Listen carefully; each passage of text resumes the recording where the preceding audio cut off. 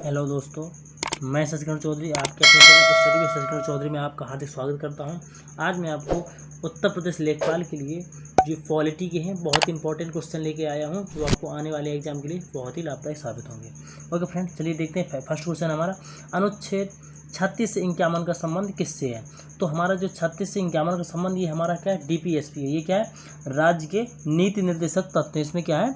राज्य की नीति निर्देशक तत्व है। तो इसमें हमारा डीपीएसपी दिया नहीं हो तो हम लोग यहाँ पे क्या लिख लेते हैं, डीपीएसपी। ओके फ्रेंड, डीपीएसपी राज्य के नीति निर्देशक तत्व।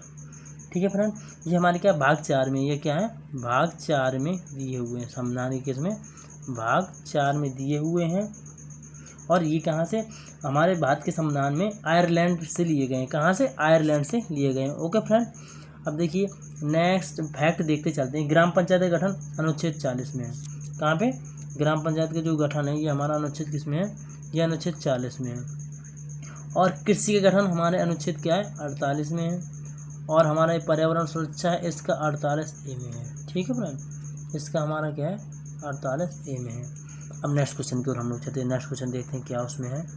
इसमें दिया निम्नलिखित में कौन सा अनुच्छेद उपराष्ट्रपति के चुनाव से संबंधित है? तो हमारा उपराष्ट्रपति के चुनाव संबंधित हमारा अनुच्छेद है 66। कौन सा? अनुच्छेद 66 है हमारा उपराष्ट्रपति के चुनाव से संबंधित। ओके फ्रेंड, देखिए इसमें क्या दिया हुआ? अनुच्छेद 62 दिया हुआ है। तो अनुच्छेद 62 में होता है राष्ट्रपति के पद में रिक्ति, कि राष्ट्रपति के पद में जो रिक्ति होती है, राष्ट्रपति के पद की जो रिक्ति होती है उसके बारे में हमारे ये क्या है? अनुच्छेद 62 में दिया हुआ है। ओके फ्रेंड, अब अनुच्छेद 64 दिया हुआ है। तो अनुच्छेद 64 है तो उसका होता है अब उपराष्ट्रपति होता है, उसके राज्यसभा के संबंध में दिया हुआ होता है। उपराष्ट्रपति का राज्यसभा के संबंध के बारे में दिया हुआ होता है। ओके फ्रेंड, अनुच्छेद 68 इसका क्या है? उपराष्ट्रपति के पद की रिक्ति। जैसे उपराष्ट्रपति की जो पद रिक्त हो जाता है उसके बारे में अनुच्छेद 68 में बताते हैं। उपराष्ट्रपति के पद रिक्ति में क्या है? पद रिक्त के बारे में बताते हैं। ओके फ्रेंड, अब नेक्स्ट क्वेश्चन की ओर हम लोग चलते हैं। इसमें क्या दिया हुआ है? भारतीय संविधान का अनुच्छेद 17 किससे संबंधित है? तो हमारा भारतीय संविधान का अनुच्छेद 17 है जो अस्पृश्यता का अंत है। ओके फ्रेंड, क्या है? अस्पृश्यता का अंत। इसमें छुआछूत विरोधी, छुआछूत का क्या है? अंत के बारे में इसमें बताया गया है। ओके फ्रेंड, अब नेक्स्ट क्वेश्चन की ओर चलते हैं। भारतीय संविधान के किस अनुच्छेद के तहत राष्ट्रीय ध्वज फहराने का अधिकार है? भारतीय संविधान के अनुच्छेद 19(1) के तहत हमें क्या है? राष्ट्रीय ध्वज फहराने का अधिकार प्राप्त है।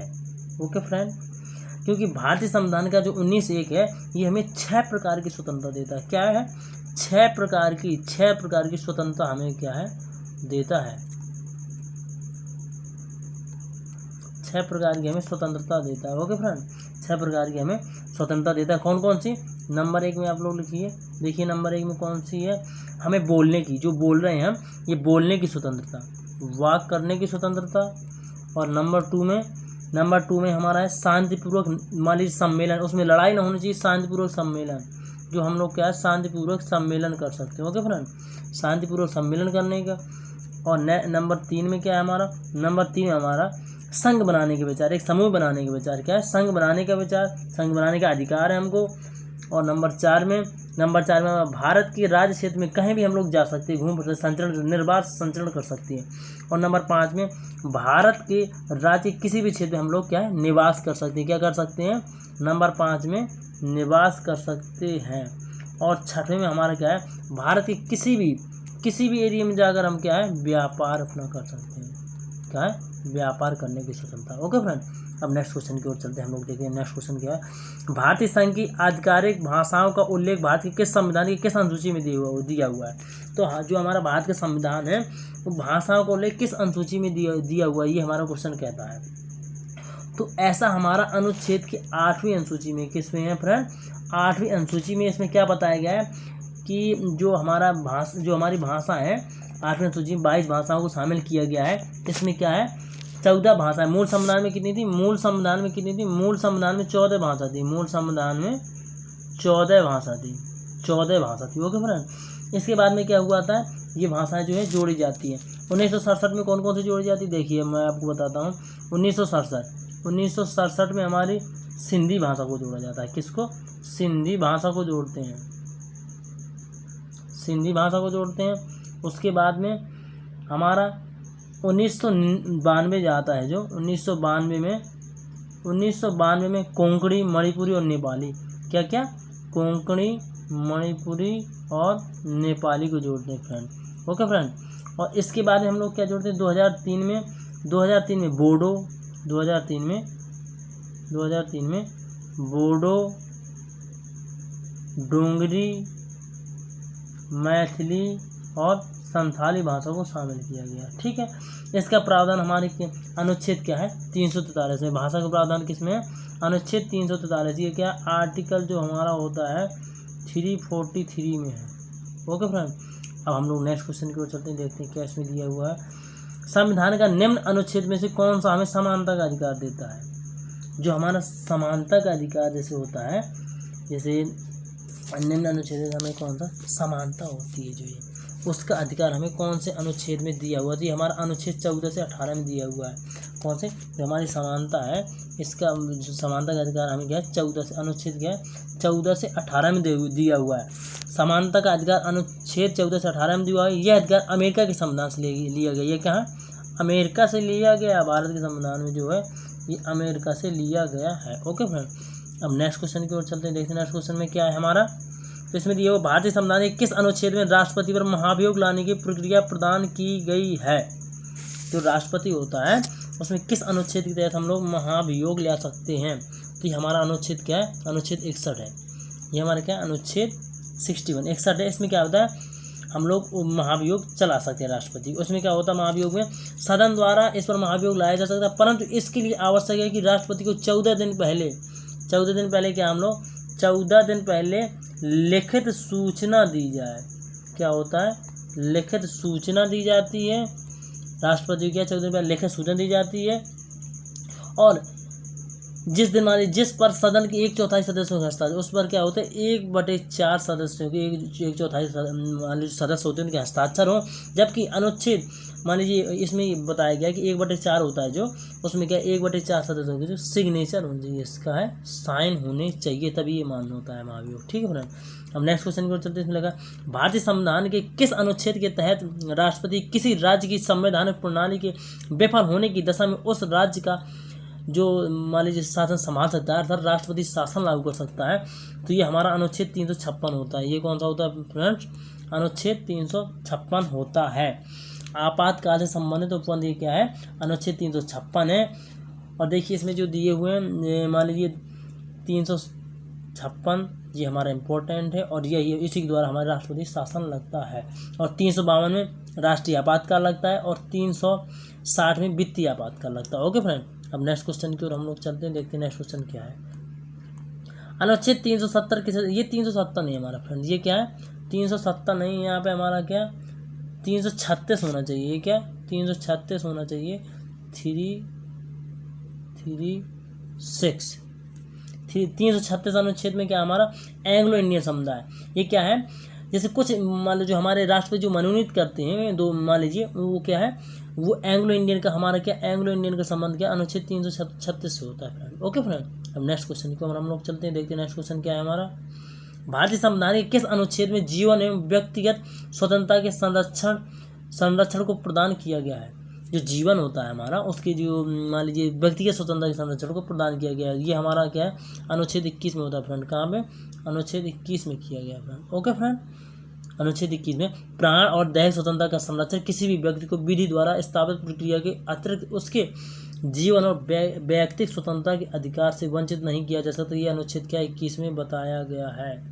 ठीक है फ्रेंड। अब नेक्स्ट क्वेश्चन की ओर चलते हैं हम लोग, इसमें देखते हैं संविधान के अनुच्छेद 78 में क्या वर्णन किया गया है। जो 78 है हमारा, इसमें क्या वर्णन किया गया है। तो अनुच्छेद जो 78 है हमारा, उसमें प्रधानमंत्री को अवगत कराने के कर्तव्य से संबंधित, प्रधानमंत्री को क्या है अवगत कराया जाता है, उसके क्या है उसके कर्तव्य से अवगत कराया जाता है अनुच्छेद 78 में। अनुच्छेद ये क्या हमारा 78 में प्रधानमंत्री यदि अपने जो कर्म उसके यदि नहीं कर रहा है तो उसे अवगत कराया जाता है। ठीक है। जैसे मोदी जी वर्तमान में यदि गलत कर रहे हैं तो उन्हें जो कर्म है उनका उनसे अवगत कराया जाए। ये अनुच्छेद संविधान के अनुच्छेद 78 में कहा गया है। ठीक है फ्रेंड। अब नेक्स्ट क्वेश्चन की ओर चलते हैं। देखते हैं भारतीय संविधान का कौन सा अनुच्छेद ये कहता है कि सदन में वोटों की जो वोट होते हैं उनकी जो समतुल्यता होती है, ठीक है, जो समतुल्यता की स्थिति में स्पीकर के पास अंतिम निर्णायक मत देने का अधिकार किस अनुच्छेद के तहत है। तो ये हमारा अनुच्छेद 101 है। क्या है ये हमारा, क्या है, अनुच्छेद 100 है। अनुच्छेद 100 के तहत क्या है, अनुच्छेद 100 के तहत ये क्या है, अनुच्छेद 100 होता है जो इसके तहत क्या है, कॉस्टिंग निर्णायक मत डाल सकता है, निर्णायक मत डाल सकता है। जो लोकसभा अध्यक्ष होता है, स्पीकर होता है, वो निर्णायक मत डाल सकता है अपने मत, इसके मत को क्या है, निर्णायक माना जाएगा, ये निर्णय दे सकता है। ओके फ्रेंड, नेक्स्ट क्वेश्चन की ओर चलते हैं, देखते हैं भारतीय संविधान के अनुच्छेद 29, ये जो हमारा क्या है, अनुच्छेद 29 में क्या अधिकार दिया गया है। तो हमारा भारतीय संविधान का जो अनुच्छेद 29 है उसमें अल्पसंख्यकों के हितों की सुरक्षा, ये हमारा जो क्या है, अल्पसंख्यक समुदाय है उनके जो हितों की सुरक्षा के बारे में बताया गया है। ओके फ्रेंड, अब नेक्स्ट क्वेश्चन की ओर चलते हैं, देखते हैं हम लोग क्या दिया हुआ है। भारतीय संविधान के किस अनुच्छेद में बजट का उल्लेख किया गया है। जो हमारा बजट शब्द है वो अनुच्छेद 112 में बताया गया है। किसमें, अनुच्छेद 112 में, इसमें क्या, बजट शब्द का उल्लेख है, बजट शब्द का उल्लेख किया गया है। भारतीय संविधान के 112 में क्या है, बजट शब्द का उल्लेख किया गया है। और देखिए 7 अप्रैल 1860 को, 7 अप्रैल है जो हमारा, अप्रैल 1860 को क्या किया गया था, 1860 को देश का पहला बजट ब्रिटिश सरकार के द्वारा, वित्त मंत्री कौन थे, जेम्स विल्सन ने। पहला बजट किसने, जो हमारे वित्त मंत्री कौन थे, अंग्रेज सरकार में फर्स्ट वित्त मंत्री जो हमारे थे जेम्स विल्सन ने। किसने, जेम्स विल्सन ने पेश किया था। कब, 1860 में। उसके बाद स्वतंत्रता के बाद देश का पहला बजट, स्वतंत्रता के बाद देश का पहला बजट 26 नवंबर 1947 को आर के षणमुखम चेट्टी थे, उन्होंने पेश किया था। ओके फ्रेंड, नेक्स्ट क्वेश्चन की ओर चलते हैं, हम देखते हैं कौन हमारा क्वेश्चन। भारतीय संविधान के किस अनुच्छेद में मानव अंग का क्रय विक्रय पर क्या है, रोक लगाई गई है। तो ये हमारा ऐसा अनुच्छेद 23 के तहत है। क्या फ्रेंड, अनुच्छेद 23 के तहत मानव जो अंग होते हैं उनके क्रय विक्रय पर रोक लगाई गई है। ओके फ्रेंड, अनुच्छेद 14 में क्या है, तो इसमें विधि की समझ समानता, विधि की समझ क्या है, समानता। ओके फ्रेंड, और अनुच्छेद 25 हमारा क्या है, अनुच्छेद 25 में व्यक्तिगत धार्मिक स्वतंत्रता का अधिकार। इसमें क्या है, व्यक्तिगत, हर व्यक्ति को क्या है, धर्म की स्वतंत्रता है, धार्मिक स्वतंत्रता के बारे में बताया गया अनुच्छेद 25 में। ओके फ्रेंड, और अनुच्छेद 23 में तो आपको मालूम ही है कि मानव अंग का क्रय विक्रय, मानव अंग के जो क्रय विक्रय डॉक्टर लोग अन्य लोग कर लेते हैं, मानव अंग के क्रय विक्रय के रूप में कि इसमें रोक लगाई गई। ओके फ्रेंड, और अनुच्छेद 24 हमारा खतरनाक स्थानों में बाल मजदूरी को रोकना। जो बाल मजदूरी है उन्हें रोकना, बाल मजदूरी को रोकना, खतरनाक स्थानों पर बाल मजदूरी को रोकना। ठीक है, हम नेक्स्ट क्वेश्चन की ओर चलते हैं। हमारा नेक्स्ट क्वेश्चन क्या दिया हुआ है। ओके फ्रेंड, तो ये हमारे सारे क्वेश्चन हो चुके हैं, 15 क्वेश्चन हम लिए हुए थे। तो इसी के साथ में आप हमारा channel study with Shashikant Chaudhary को सब्सक्राइब कीजिए, ज़्यादा से ज़्यादा वीडियो वॉच कीजिए और वीडियो शेयर कीजिए, लाइक कीजिए, कमेंट कीजिए। ओके फ्रेंड, आपको हमारा वीडियो कैसा लगा आप कमेंट में ज़रूर बताएं और हमारे वीडियो को ज़रूर वॉच करें। Thank you friends.